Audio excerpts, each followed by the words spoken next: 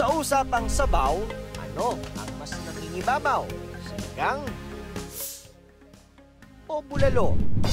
Bulalo. Sinigang po, syempre. Bulalo. Sinigang.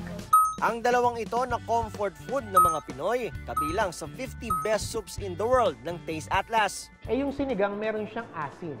Tapos meron siyang linamnam. Kaya nakakatuwa na kapag kinain natin, hinigop natin yung sabaw ng sinigang, ginaganahan tayo.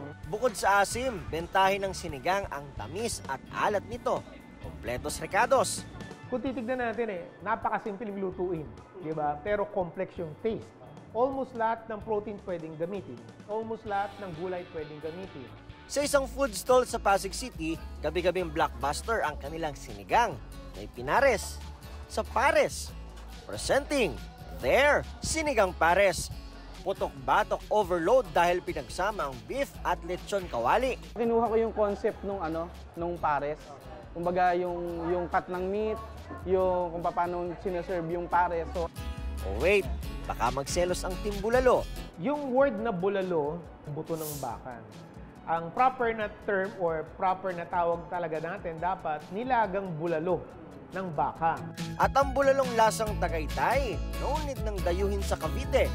Meron yan sa pwestong ito sa Tondo, Maynila. Binabalik-balikan talaga nila yung fresh na meat namin tapos yung masarap na sabaw. Pinapakuluan namin siya gamit yung mga buto para mas malasa talaga. Ano man ang piliin, pagdating sa sabaw, ang sinigang at bulalo, talagang panalo.